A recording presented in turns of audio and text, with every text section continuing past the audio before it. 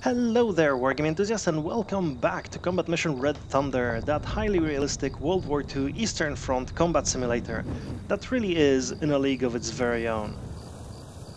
And this battle we are about to undergo is particularly interesting because it's not against my habitual opponent. Instead, I have been approached by a gentleman called M. Aurelius, who has challenged me to a duel of wits and tactics and 76mm shells, and I have accepted.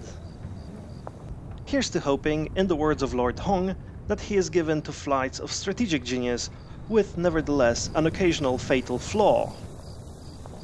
Anyway, the objective for this mission for us, the Soviets, is to try and probe the German defenses and possibly take over the town that you see here. So, for this battle, my forces consist of a platoon of T-34s, with one T-34 replaced with an ISU-152, and two more command tanks.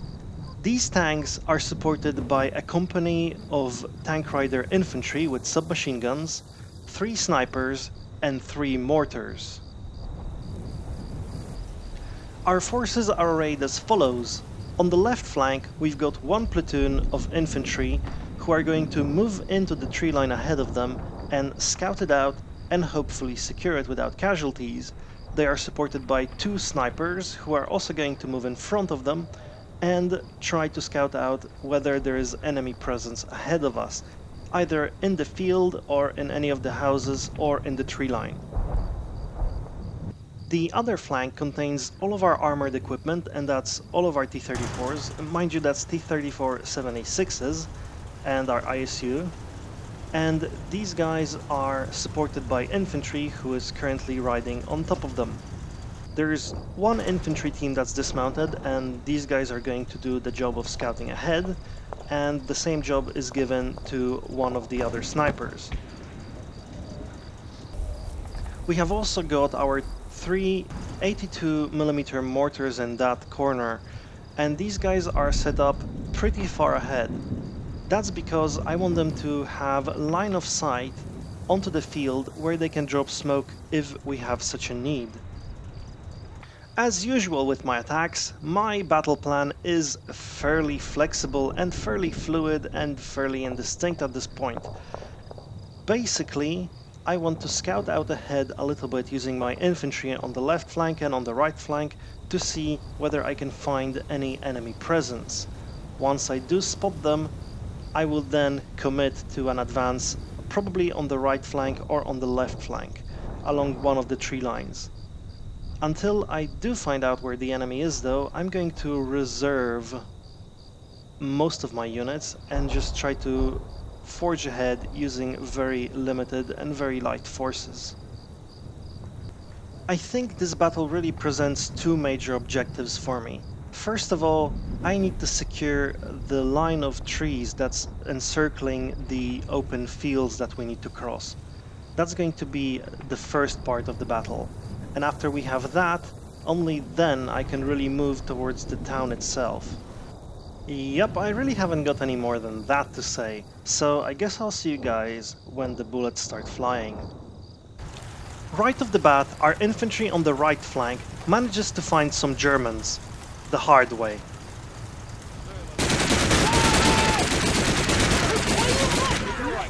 In the following turn, our guys open up with Pepeshas. The enemy runs away into the forest, and we have the time to consolidate. Meanwhile, we move in more infantry into the forest to assist our first team. Meanwhile, our mortar lays in a shot. Unfortunately, we are pretty close to the target, and the shot is woefully inaccurate. In the following turn, we move an infantry team to the other side of the clearing, so that we have infantry teams in both lines of trees, and we can move towards the infantry scouts we have just come into contact with. Meanwhile, one of our mortar teams lays in another shot towards the enemy infantry position, but since that shot doesn't seem to land anywhere, I assume it went off board. In turn 4, as our infantry moves alongside the tree lines, they spot an enemy machine gun.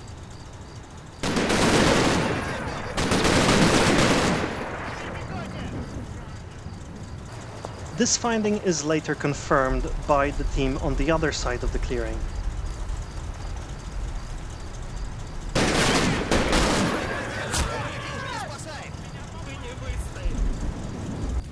Meanwhile, on the left flank, we move out a team of infantry across the road and into the other tree line without issue. By the end of the turn, we also have a sound contact, some sort of armored unit far ahead of us beyond the first tree line. Then another team makes it across safely in turn 5.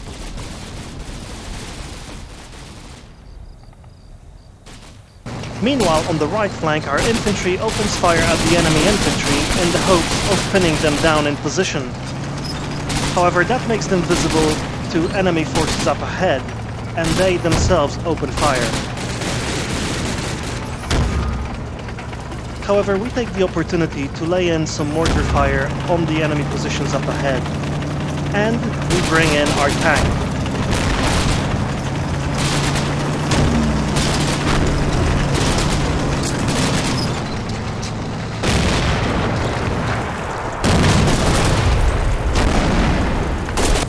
In turn 6, we commit our tank and another infantry team and try to advance towards enemy positions and drive them out of the tree line. At the same time, we set up a sniper on the left of our advance so that he can cover where the enemy might be withdrawing.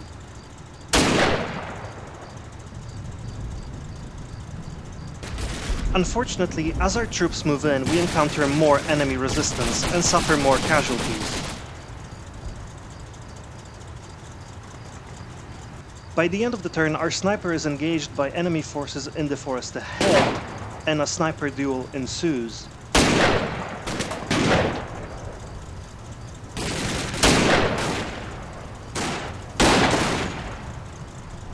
Meanwhile, on the other flank, our infantry is slowly making way into the tree line ahead.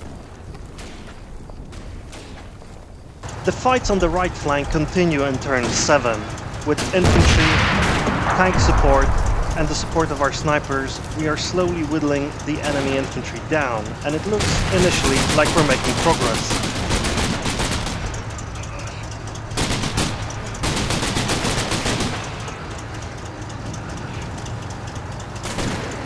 By the end of the turn, an enemy MG42 in a forest ahead stops us dead in our tracks.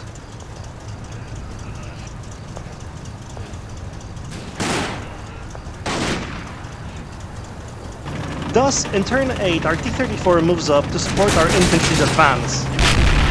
As it does so, it suffers a harmless hit from what looks to be a mine. But the tank manages to get safely into position and starts shelling enemy defenses right away. Meanwhile, on the left flank, our infantry platoon is slowly creeping up the tree line and trying to spot enemy units. In turn 9, we try to use our tank's cover to get our infantry to move up further into the forest. Unfortunately, the enemy starts shelling back, which causes some of our troops to turn tail and run away. In fact, the only team that makes any progress whatsoever loses its bottle very quickly after barely a couple of meters. We do manage to spot our assailant, however, as he changes position after firing at our troops. It's a Jagdpanzer IV, it seems, and it's going to be a tough nut to crack with our T-34 76s. At the same time, our troops on the left flank continue to move across the road and still do not meet any enemy resistance as they do so.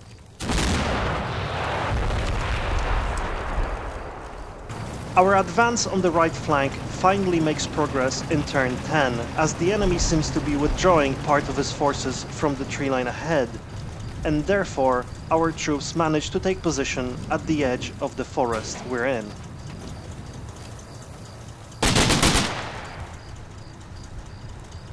After that, the battlefield goes completely quiet. Even though our troops are milling about here and there, the enemy is not responding with fire, which is fine by me. However, I'm trying to think of ways that I can effectively commit my armor to the advance. One way of doing it, I think, is to move some of my armored units to the left flank and try to exploit the fact that it seems to be wide open for now. On the other hand, I'm probably going to try and move some armored units on the right flank as well to try and put pressure on the enemy Jagdpanzer IV, or possibly to put it in crossfire. It's a priority target right now. Thus, in turn 11, I start preparing our upcoming tank advance by moving our platoon of T-34s along with their tank riders towards the left flank. Meanwhile, the ISU-152 remains on the right flank. Since it's got the biggest gun and the best armor, I'm going to try and use it to engage the enemy Jagdpanzer IV and hopefully destroy it. The ISU-152 starts moving into position in turn 12.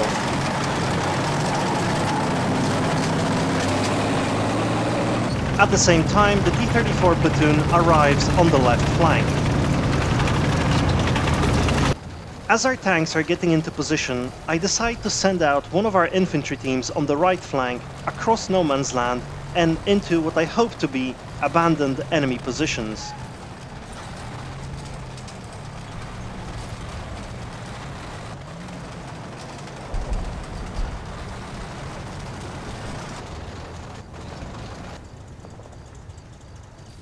I also start moving our guys on the left flank ahead to scout out in front of our armored forces.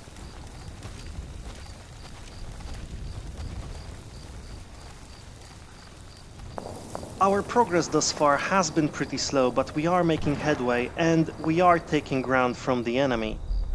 And even though time is not on our side, we still have plenty of it, and therefore there's no need to rush, and more importantly, we don't have to take stupid risks just yet. Turn 14 is pretty quiet, and we do manage to move up another infantry team across no man's land to support our advanced scouts on the right flank. Meanwhile, I decided to be very careful with my armored units and keep them behind infantry for the moment. They're going to advance if I see an opening against that enemy Jagdpanzer IV, but I don't want to subject them to enemy fire unnecessarily right now. For the same reason, I'm keeping my tank riders on their tanks for the moment. They seem to be safe here, and I certainly don't want my fresh reinforcements to take casualties if they get somewhere where the enemy can see them in the forests up ahead. In turn 15, I decide to continue pressing with our infantry on both flanks, and on the right flank to support our infantry units with tank fire.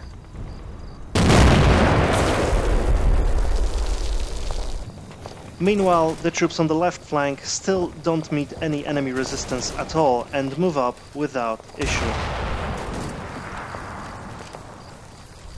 The calm on the left flank continues throughout turn 16 as more of our infantry makes its way ahead along the tree line.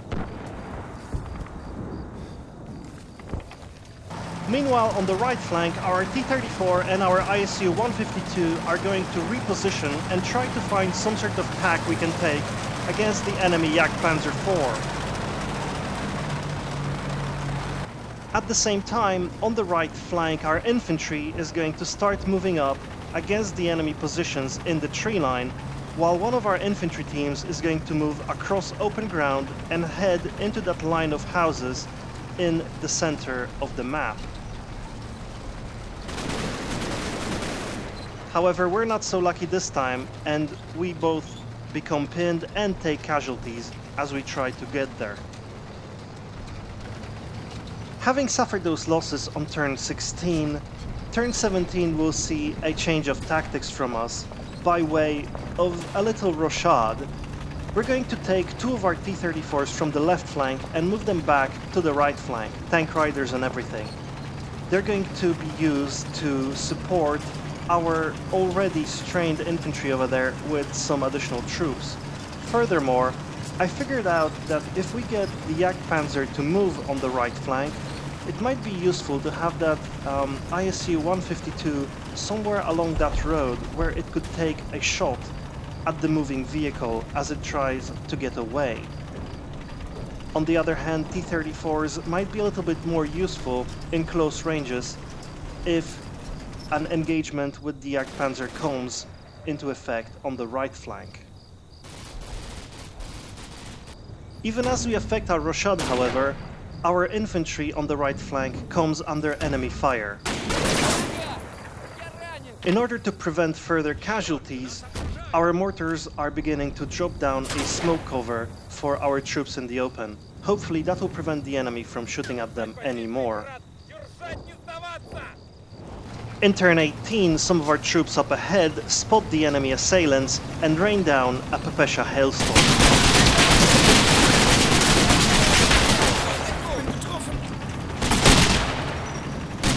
Thanks to the cover of smoke and the fire support from our other infantry teams, the guys stuck in open ground are slowly beginning to unpin and start patching themselves up.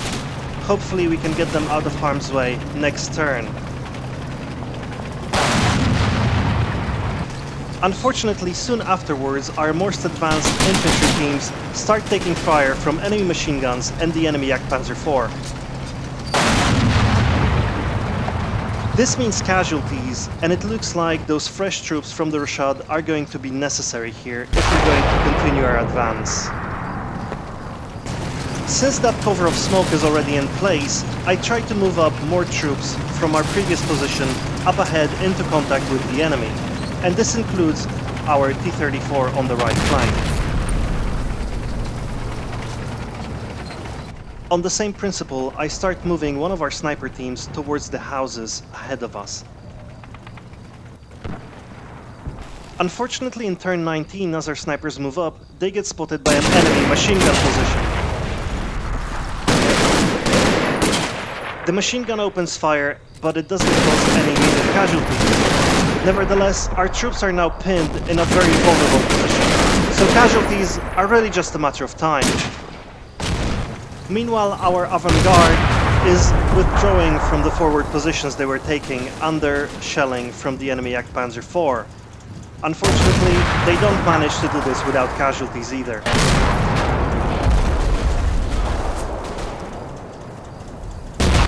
At the same time, our T-34 is finally in a position where it can support our troops by firing on the enemy defensive positions.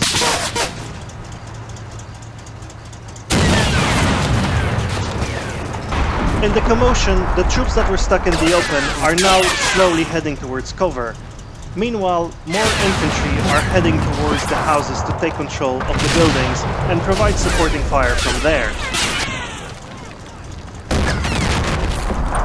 In the same turn, our T-34 76s make it back to the right flank with their complement of infantry, and soon they'll be taking part in the fighting up ahead. Meanwhile, the ISU 152 is slowly making its way towards its designated position on the left flank.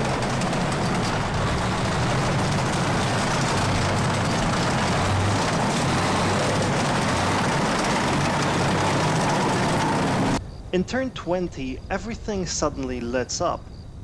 There's no enemy fire whatsoever anywhere on the map, and that means our snipers are free to move up, to my surprise, all the way to the tree line where the enemy positions used to be, and at the same time our avant-garde infantry has the opportunity to withdraw and consolidate.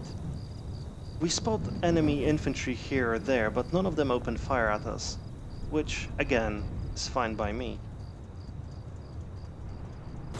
In turn 21, we start moving our troops to better positions around the houses we have already secured. This should give us an opportunity to find better angles to fire at the enemy infantry up ahead of us.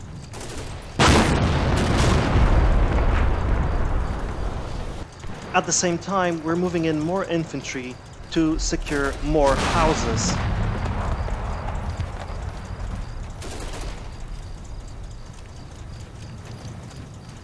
This means we have all but vacated our positions on the far right, which is just as well, because that comes under fire.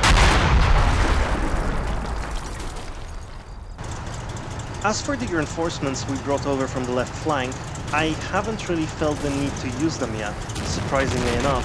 The platoon of infantry that's been doing the fighting on the right flank from the very beginning is still doing a pretty good job and is still taking ground fairly easily. Hence, I decided to keep these guys in reserve a little bit longer, although I suppose I'll start moving them up to take control of the houses as the guys in front start moving up forward again. The situation is a little different on the left flank, where our tanks are given orders to shell enemy positions straight away. That's because the guys on the left flank haven't had any tank support until now, and they are about to need it, I feel. Since they haven't been making contact with the enemy thus far, however, they've managed to make quite a lot of headway along that tree line. So I'm moving the reserve infantry straight in, because otherwise I feel they might have too long a way to run in case they are needed. The T-34 on the left flank continues its grim business in turn 22.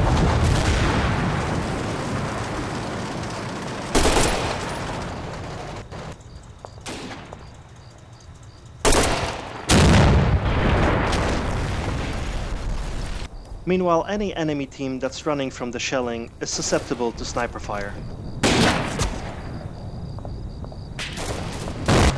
At the same time, the ISU-152 lumbers to its position and starts slowly creeping up the road on left flank. Meanwhile, on the right flank, our infantry is happily taking over another building without meeting any resistance from the enemy. Finally, our tank riders on the right flank disembark and head towards the tree lines next to our deployment zones. Turn 23 sees our first casualties on the left flank as our advancing infantry falls squarely under a well-timed and exquisitely aimed artillery barrage.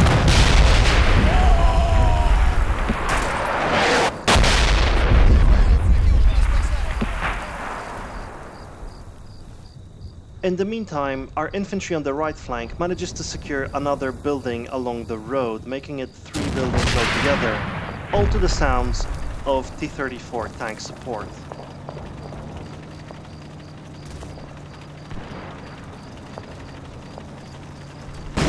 Speaking of which, the T-34s on the right flank are finally deployed this turn. One of them is going to move forward towards the building and join up with the other T-34 already stationed there. The other one is going to take the route along the very right flank, just like the first T-34 did. With 3 tanks, we can try and force some sort of engagement on the Jagdpanzer IV ahead of us. I begin setting up my tank trap in turn 24. The rightmost T-34 is going to move up into the forest as far as it can without being spotted by the enemy, but just 1 step away from having the enemy in its sights.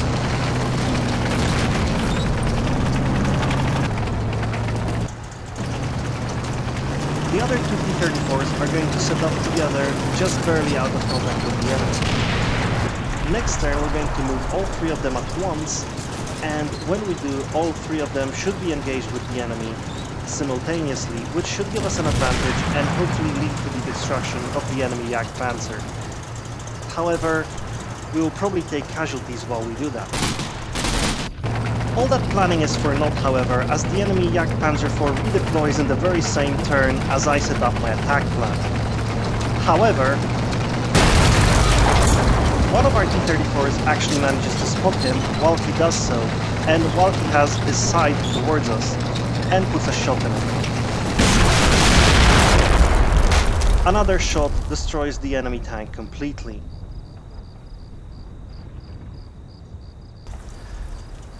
Now that was sheer luck. Turn 24 was just lucky for us. I certainly wasn't planning on taking out that Jagdpanzer IV right now. I thought we'd be taking heavy casualties to do it. It was the enemy was presciently just moving away, out of the way, just basically escaping our trap, and while he was doing so, just by a fluke, we managed to shoot him in the side. but I'll take it. It puts us in a significantly better position. I'm sure the enemy has more anti-tank units somewhere out there, but that's one less we have to worry about for now. With the Jagdpanzer IV out of the way, our tanks are now going to concentrate on shelling enemy-held buildings and possible enemy defensive positions.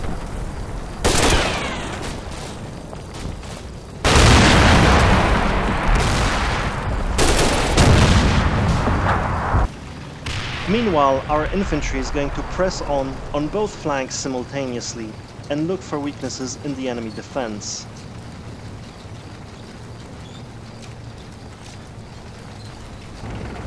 At this point, I'm also putting all of my reserve troops onto the front lines.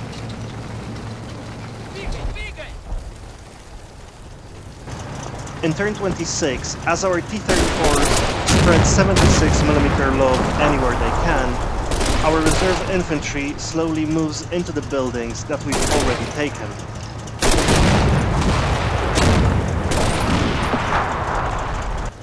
Meanwhile, the infantry that was in the buildings vacates them and moves towards the enemy positions in the forest up ahead.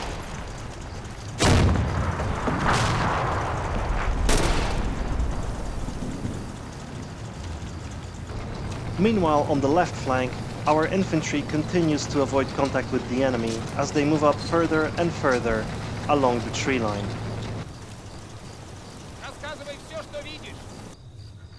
Since our mortars are now left behind our lines, I decided to move them so that they can support us using direct fire.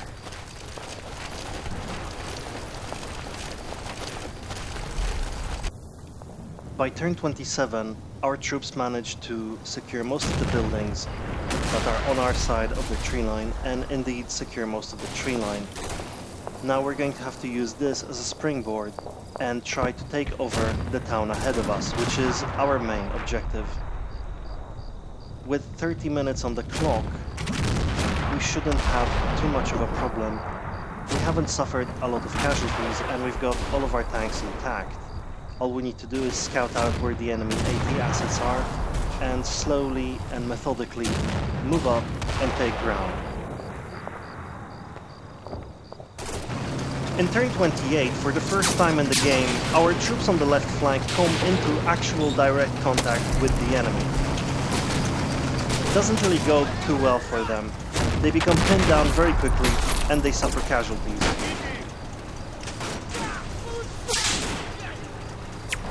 To make things worse, the enemy also drops down another artillery barrage on our forces there.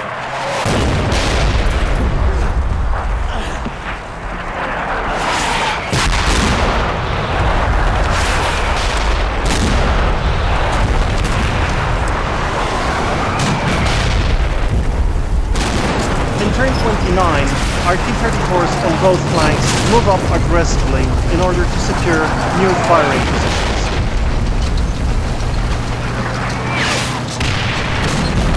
Meanwhile, our ISU-152 ferries a group of soldiers on the left flank from behind our lines to the very front.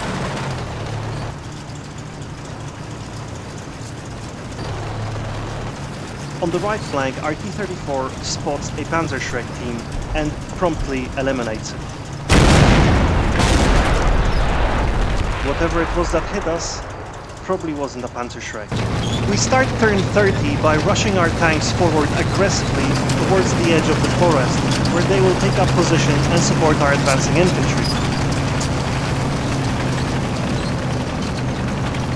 Meanwhile, our infantry is going to advance across open ground and into the tree line up ahead in order to secure their positions for an advance against the enemy-held town. As the advance goes on, we continue supporting our infantry by shelling possible enemy positions. Sporadic firefights ensue as our infantry moves up and catches glimpses of the enemy changing position.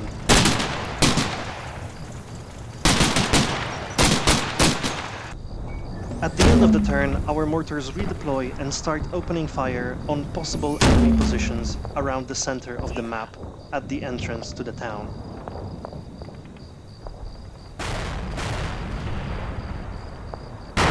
As our T-34s move forward again at the beginning of turn 31, we actually come into contact with enemy AT assets this time around. And our T-34 over here dodges not one, but two enemy anti-tank missiles. He doesn't let it slide though, and he responds with a canister shot.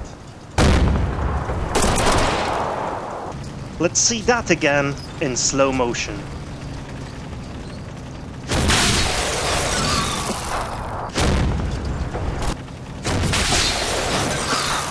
Meanwhile, our infantry gets into position and starts attacking enemy units ahead of them.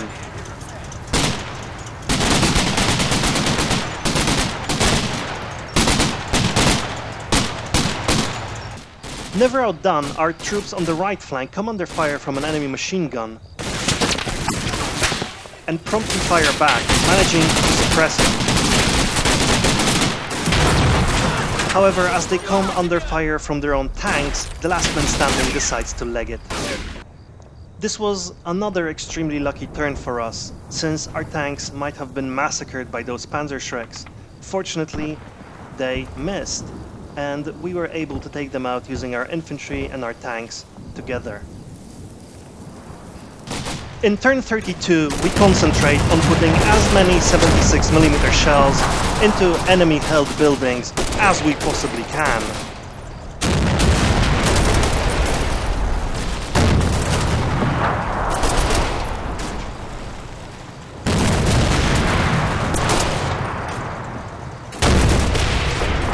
Meanwhile, on the right flank, our infantry tries to suppress enemy positions as best they can.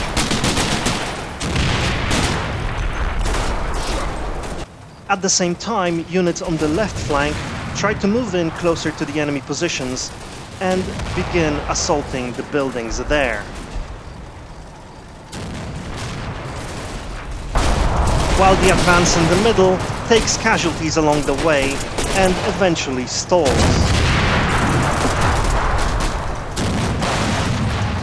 Seeing the precarious position of our infantry on the right flank in turn 33, I decide to move in a tank to help in close support. In the center of the town, our tanks continue to relentlessly shell enemy-held buildings. However, the enemy fires back. As the Panzerschreck misses our tank, this must be Captain Butikov's luckiest day.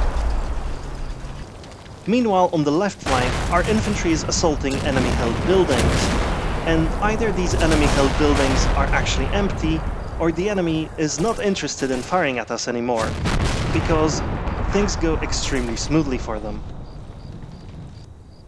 At the end of turn 33, I reflect that, mostly due to incredible luck, we still have got all of our tanks left intact, and they still have got plenty of ammunition, plenty to continue assailing the enemy positions in the town.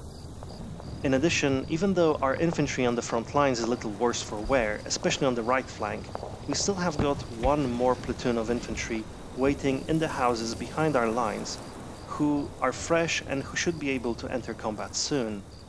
And therefore, seeing as we still have got 27 more minutes left to go, and I don't know what the enemy forces are, to be honest, but I think whatever is left in the town, we should be able to push out of the objective.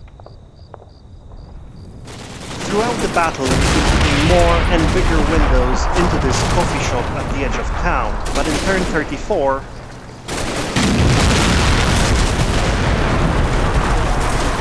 we've actually finally managed to make it into a patio garden. In the same turn, our infantry spills out from the buildings behind our lines and moves in closer to the front to reinforce our ailing right side and take active action in the fight for the town itself. All this to the constant accompaniment of 76mm shells and 81mm mortar shells flying across the air.